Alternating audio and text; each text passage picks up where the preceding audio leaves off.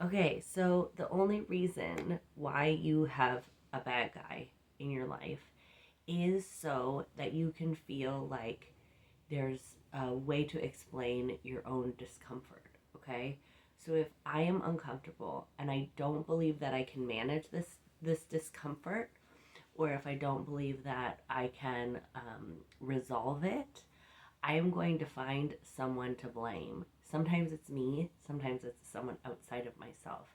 And the reason why that feels like a relief is because the nervous system through evolution um, developed a survival technique of finding the threat, okay, which turned into, in our circumstance, an enemy. Okay, so the threat became an enemy because we then developed like cognition and empathy and a whole slew of, shame and all these consciousness experiences that turned the threat into an enemy. And then it becomes like a moral thing. The enemy is the bad guy, right? A threat is not necessarily a moral thing, though, out in nature. So we got sort of like two philosophies crossed, right? So in nature, if I'm a deer and a lion is coming to eat me, I'm not having the like, how dare he? Like, what is going on? Why? Like, what did I do? How come this is happening? This is so unfair. I need to tell the lion to like really think about his actions, right? Um, but because we brought like morality into it and merged it with this evolutionary program that we have around like detecting a threat and trying to survive it, we now have the like full force of the nervous system response, which is like dire or like kill or die, right? Which is very powerful. 500 million years of programming. It's like really, let's say, like a huge momentum, which is why we have these urges that feel so strong. And we combine that with this moralistic thing, like you shouldn't be hurting me, and it becomes wars, right? Or divorce, or long standing interpersonal conflict. So, what do we do about it? First of all, we can't do anything about the fact that nature wants us to survive. Okay, that's just a programming, it's in us. And so we're not going to turn that system off. What we can do is learn a little bit about it and learn how to respect it and how to support it. We can't control it or stop it, but we can learn how to understand and support it. And then with the bad guy thing, the whole moralistic thing, we can bring ourselves back to the nature thing, which is like everyone dies, right? Everyone ends up like using each other for resources, and there's some just like radical acceptance that can be found there. And when we start to realize like everyone's going to die and it's not a problem to die, then we can start to do the like work of accepting that violence and pain is a part of this program, this game, this virtual reality that we're in. And we can find ways to see the other person's perspective, which we can't do when we're in the fight, flight, freeze, which is why first it's like support the fight, flight, freeze.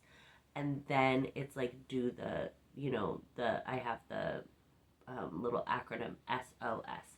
Sense what nervous system state you're in. See if you're in fight, flight, or freeze. Then offer a nervous system exercise. The O is for offer. And so that you can get yourself back up to your executive functioning. And then do some self inquiry. Really, can you prove that anybody is the bad guy ever?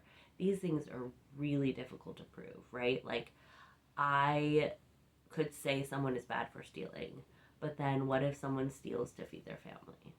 I could say somebody is bad for murdering, but what if someone murders someone to protect themselves? I could say someone is bad for supporting big, corporations. But what if they just don't have like the nervous system capacity to think about like buying local, or they're in the middle of a um, big city where there's not an option and they don't have any financial resources? Like, it makes sense if they buy all of their food, or if they like live off of ramen, which I do live by a lot of farms and I do eat ramen every day. So there you go. See, there's sort of like, it's like what I learned when I had a new baby and I was trying to figure out how to like do everything perfect. I found an article. I was like running out of things to feed my kid because everything was dangerous. And I was feeding him rice and like this locally caught fish. He really liked fish. Um, we were living in Nova Scotia, and so it was like locally caught farmers market fish, whatever. And I was feeding him rice with it. And then someone sent me an article that said like rice has arsenic in it. Okay. Like, gotta be fucking kidding me. There's literally nothing I can feed my child. Um, and it just kind of broke something in me of that like trying to get it right thing, or like trying to do it perfect. And so when I get down to it and I look at these so-called enemies that I've detected, like they may be actual threats. So, if a person is coming and trying to, I don't know, trying to beat you up, okay? Like that is an actual threat. So you can recognize your nervous system, like you make sense for having a response. But then when you come down to like, okay, why are they trying to beat me up? What does this have to do with? Is there intrinsic principle to like power dynamics and violence and pain and loss in this program? Yes. Is there a good reason why I should be exempt from that? Not that I'm aware of. So, the thing like I love about radical acceptance, or radical acknowledgement, as my DBT teacher calls it, is that I can say, okay, I live in an imperfect world. I live in a world that relies on violence and power structures. And I don't know, is it possible for that world to change and there to be some sort of like everybody works together thing? I haven't heard any version of history where that's possible, but maybe it is. But until then, I radically accept, or I radically acknowledge that this is a premise of this game. And when I am on the receiving end of beautiful things that work out well, I will enjoy them. And when I am on the receiving end of fucked up things that are, violent and painful and confusing and make me really sad or scared, I can just be like, yeah, that makes sense, right? It's like if I was like, hey, let's go to the beach. And then someone got there and was like, there's sand in my shoes. And I was like, well, we went to the beach. Well, I don't like sand in my shoes. Okay, then you shouldn't come to the beach. Like, like we can't do life without pain and loss. And fighting it and then blaming ourselves or others because of it, that's just like, there's a teacher I like named Melanie Tonya Evans, and she just says it's immature. It's just immature to think that other people should do what you think they should do. That's just immature. So it's a little harsh, but at the same time, it is a relief, because I think, especially for those of us who are like spent our lives trying to be good, I often feel like if something's not sunshine and roses, then it means I've done something wrong, and I get mad at myself or mad at someone else. And I don't think that's possible. I know there's a lot of like spiritual teachers out there that even I really like Neville Goddard, um, or Bob Proctor, or whatever, Napoleon Hill. I think all of them have a lot of good things to say. And I do think we play a really important role in our experience on this planet. But I just, even those people die and experience loved ones who die and experience, you know, things that don't go according to plan.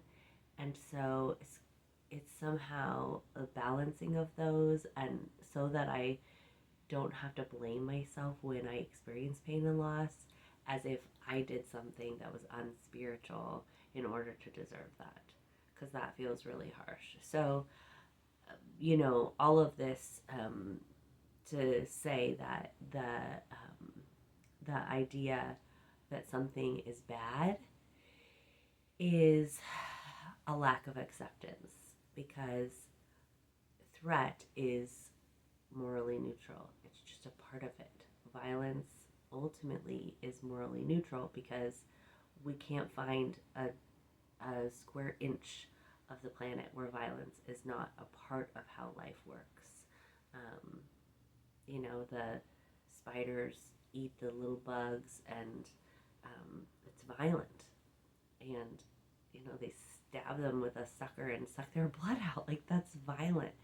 And there's not a square inch of the planet where that is not occurring. So for us to think that we've done something wrong or someone else has done something wrong, it just causes a lot of suffering. And when we can lay down this idea that someone else is wrong or that we're wrong, we can start to have,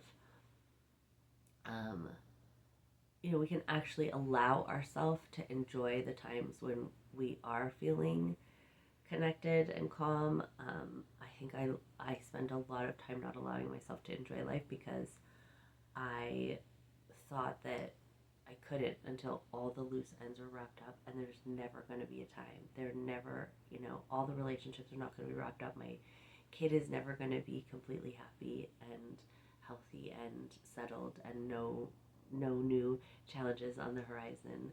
So if I can give up on that fantasy, then it can give me permission to stop attacking myself and stop being such a like taskmaster on myself to fix it all, and to also give me permission to enjoy those moments when, you know, I can just have time to explore interesting topics with you and a cup of tea and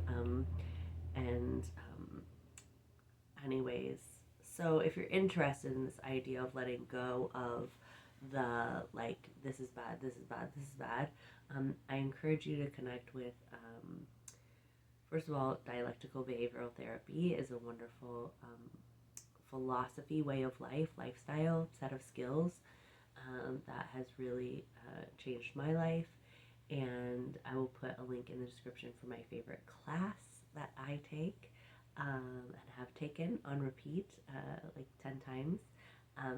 It's like a way of life for me, sort of like how people do 12 steps. And then the book No Bad Parts is a really good one, by Dick Schwartz. And then also Radical Acceptance by Tara Brach. So I love you, love you. Oh, I have a little cute remote now. I'm going to press that. Love you, love you. It didn't work. I wonder why. Did it like fall asleep?